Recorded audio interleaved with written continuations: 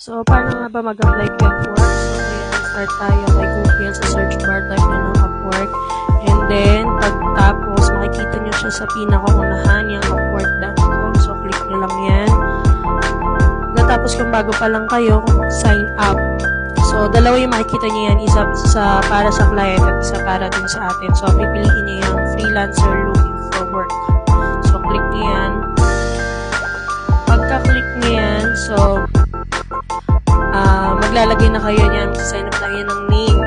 So, ako, kasi meron na akong record sa Upwork, so hindi na talaga yung pwede, parang sa account lang yata, pwede nyo i-apply. So, yung gagawin yung example, yung name ng anak ko. So, Eliza Jemima Marisigan, tapos yung email, and then password. Yung email na gagamitin nyo, then password. So, pagka-sign up nyo, so, ayan, mag-validate nyo yan. Pagka-sign up nyo, ayan, congratulations. So, let's get started na. After nyan, i-verify yung email nyo. So, kailangan ma-verify yung Upwork doon sa email na ginamit nyo. So, pupunta kayo kay Gmail para hanapin yun doon. So, ayan, nasa makaka-receive kayo ng Upwork notification na kailangan i-verify si email address. So, pagka-verify nyo, may answer kayo mga questions dyan after nyo i-verify. So, get started na. So, ayan. Kung bago pa lang kayo, i-click nyo yan. I am brand new to this. Kung meron naman kayo some experience na alam nyo na pino-provide or hinahanap ni Upwork, so, pwede nyo yung i-click yung I have some experience. Tapos, yung sumunod, yung isa dyan, yung I am an expert. So, i-click nyo muna yung, syempre yung unang-una, kung bago pa lang kayo. So, ayan, may pagpipilian kung bakit gusto mo mag-Upwork, to earn money, o sideline nyo lang yan, o naghahanap kayo ng opportunities. So, ayan. So, kailangan i-upload yung resume. Kailangan may naka-ready na kayo resume. It's either PDF, Word, pwede yan. So, yeah, pwede din CV. So, i-upload natin yung CV. Sample lang to. Matagal na tong resume ko na to. So, ayan muna i-upload natin para mapakita ko lang sa inyo yung process ng ng account kay Upwork. So, ayan. Pwedeng i-drag mo yung ano mo dyan, or pwedeng i-open yung kung saan folder nakasave yung file nyo, yung resume nyo. So, ako, ayan. Ilalagay ko na yung resume ko na naka-PDF. So, yun yung nilagay ko. Yung Julie updated resume. So, click lang yan, and then mag-upload na siya.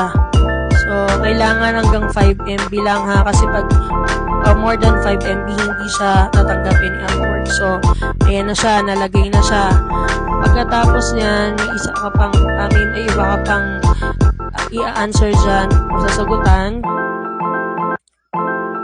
After mo, ayan na. So, nakalagay dyan, product researcher. Ito yung mga experience naman. Kailangan ilagay mo din yung mga experience. So, saan ba nanggaling yung product researcher na nakalagay galing sa akin, saka yung LinkedIn lead generation? Ayan yung nakalagay doon sa loob ng resume. Minsan, nag-automatic na nalalagay siya ni Upwork. Pero kung ganyan na hindi mag-ayos yung pagkakalagay, syempre, edit nyo. Yan yung experience niya, LinkedIn lead generation, tapos yung company, kung saan kayo dating nagtrabaho, tapos yung year, tapos kailangan nyo rin ilagay dyan yung educational background nyo. Syempre yung pinaka-latest yung ilalagay nyo. Huwag nyo nang ilagay kung saan kayo nag-elementary, nag-high school. Mas maganda yan, direct ng college, or kung ano yung pinaka-highest na education attainment nyo. So, ang next naman na ilalagay mo dyan, yung skills na i-offer mo kay Upwork ko. Ayan, for example, data entry, ayan, kung may experience kang general transcription, ilagay mo. Tapos, mas marami, mas maganda. So, kasi ito, sample lang. So, dalawa lang nilagay ko. So, ayan, nilalagay nyo na yung skills, ano yung mga main services na i-offer nyo. Kunyari, ayan, data entry, transcription service, customer service, and tech support. So, may mga experience kayong ganyan. Yan yung ilagay nyo as main skills nyo. Tapos, isa-set nyo na ngayon yung hourly rate nyo. Magkano ba kayo per hour? So, for example, kung bago pa lang kayo, wala pa kayong experience, pinakamababa na $3 to $5 per hour. Tapos, i-upload nyo yung picture nyo. So, sample lang to. Wala na kasi akong makitang picture. So, yan muna yung nilagay ko. So, kailangan yung profile picture nyo, yung maganda kayo, yung talagang titignan kayo ng client nyo. Balik-balikan niya yan. So, huwag kayong maglalagay ng nakasando lang kayo. Maganda yung yung para bang pang ID. O kaya, ang tawag dito, yung maganda yung profile picture nyo. So, ayan. Naka-professional na suot kayo. So, ayan yan. Sample lang to ha. Wala na kasi akong makitang picture. So, pagkatapos nyo ma-upload yung picture nyo, lalagay nyo na yung date of birth. So, ayan na. Pagkalagay nyo nyan, may isa pa kayong a-answeran yung address. Yung address nyo and phone number. So, ayan sa birthday pa lang yan. So, pagkalagay nyo ng birthday nyo, ayan yung address na. Importante to ha, lalo na yung cellphone number. Kasi, kapag may mga kailangan kayo, kunyari mag-apply kayo sa bank, mag-apply kayo ng ibang kailangan ng proof of income nyo, nakalagay kasi yan may makukuhanan kayong ganyan doon kay, may makukuhanan kayo kay Upwork, mapapadala nila kayo ng ganyan, yung, katunayan na, tawag doon, nag-work ka sa kanila, nagsideline ka sa kanila, tapos yung cellphone number mo.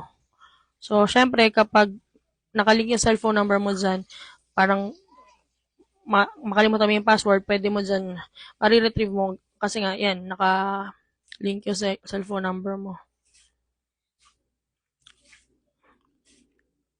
So, ayan, after nyan, pag nalagay mo na, so, re-reviewin mo na. Re-review mo na lahat ng nilagay mo. And then, ayan na, isasubmit mo na siya. Submit profile. So, ayan. Pag nag-submit profile ka na, nakasubmit profile ka na, mag-aantay ka ng 48 hours para ma-verify ka ni Upwork. So, once na-verify ka na ni Upwork, pwede ka nang mag-apply or mag-browse ng mga jobs. Pwede ka nang mag-apply ng trabaho. Ngayon, pag hindi naman ka natanggap ni Upwork, so mag-aantay ka, sa pagkakaalam ko, mag-aantay ka ng 6 months para itry mo ulit na isubmit yung profile mo. So, ganun siya. So, ayun lang. Sa susunod na video natin na i-upload ko, papakita ko naman sa inyo yung mismong pinaka-Upwork profile ko. So, kung gusto nyo ang makakuha ng mga tips regarding sa freelancing, so, follow nyo lang po ako. Bye-bye. God bless you all.